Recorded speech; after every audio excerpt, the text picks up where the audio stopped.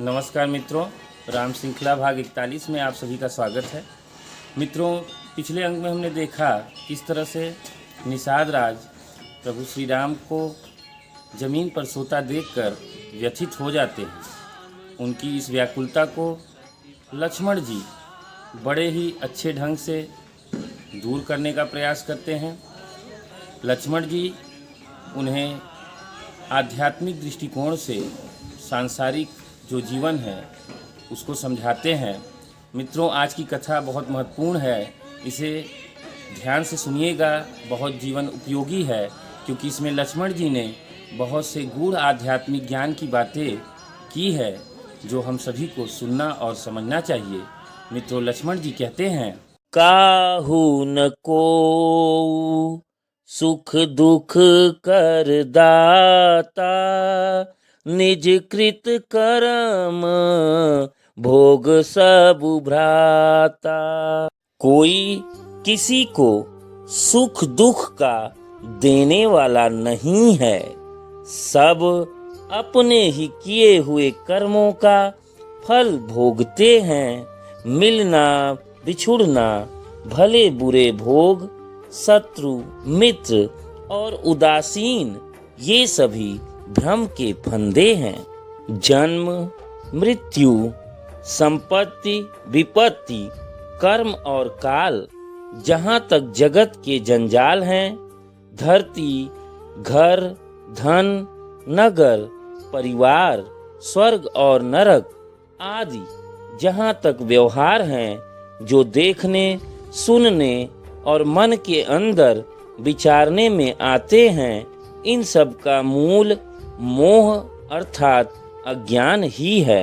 अर्थात हम अपने चारों ओर जो भी देख रहे हैं सब माया है, कुछ भी स्थिर नहीं है, सभी नश्वर है, सब कुछ मिथ्या है। हमें सदैव ऐसा मानकर आचरण करना चाहिए। मित्रों, हमारी यही धारणा हमें सुख दुख लाभ हानि इत्यादि में सम रहने की सामर्थ्य प्रदान करती है।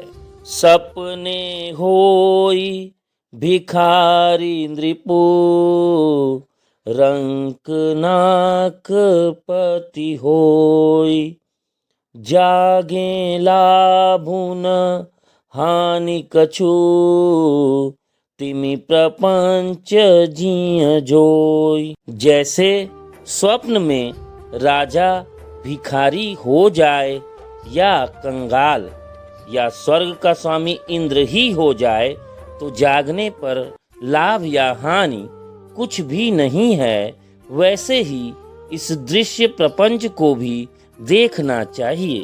अर्थात इस संसार में हमारे साथ जो भी घटनाएं घट रही हैं, इसे एक स्वप्न की भांति समझना चाहिए। मित्रों, जिस प्रकार स्वप्न में हुए लाभ हानि से हम विचलित या अधीर्ज नहीं होते, उसी तरह हमें जीवन में होने वाले हर परिस्थिति से प्रभावित नहीं होना चाहिए। अर्थात हम संसार में रहें किंतु संसार हम में ना रहे, ऐसा विचार कर क्रोध नहीं करना चाहिए और न किसी को व्यर्थ दोष ही देना चाहिए।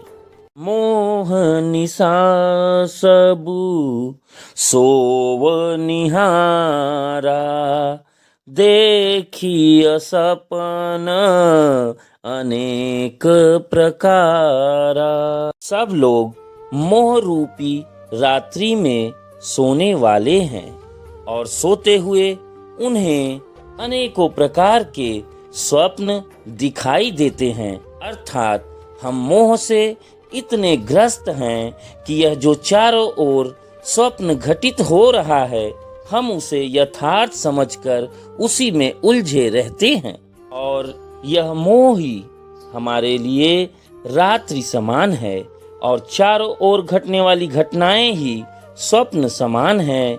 इस जगत रूपी रात्रि में योगी लोग जागते हैं जो परमार्थी हैं और प्रपंच अर्थात माया से छूटे हुए हैं। जानिय तबहि जीव जग जागा, जब सब विषय विलास विरागा।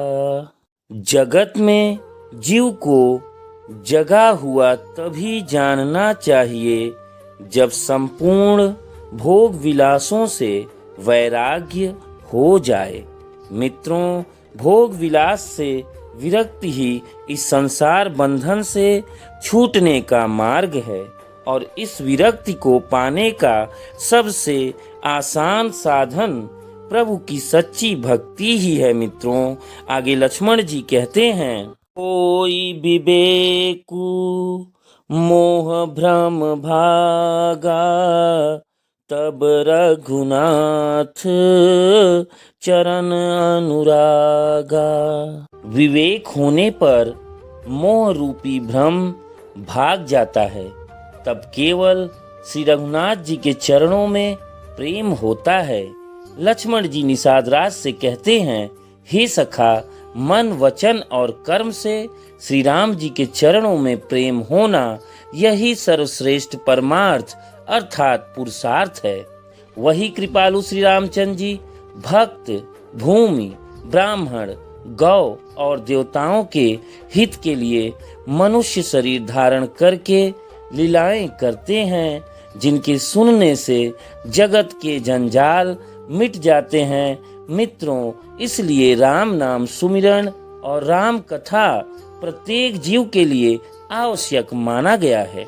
सखा समुझियस परिहरि मोहु, सिय रघुबीर चरण रत होहु।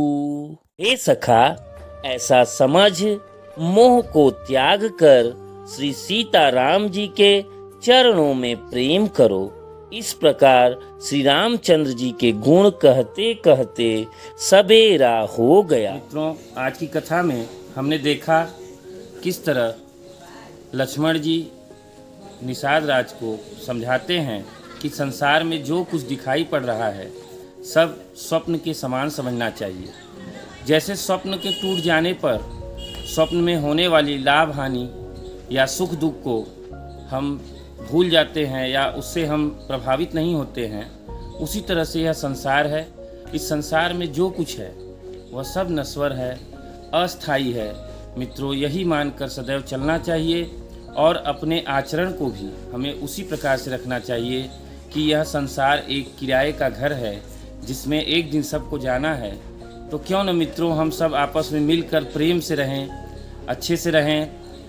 एक दूसरे का जो हम एक दूसरे को नीचा दिखाने की कोशिश करते हैं, एक दूसरे के साथ धोखा करते हैं, विश्वासघात करते हैं धन के लिए, प्रतिष्ठा के लिए, यह सब अनावश्यक रूप से करते हैं। जो चीज़ स्थायी है ही नहीं, उसके लिए इतना अपराध, इतना कुकृत्य करने की क्या आवश्यकता है।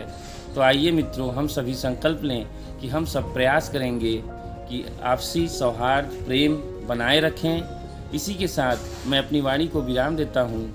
फिर मिलेंगे, तब तक नमस्कार, जय श्री राम।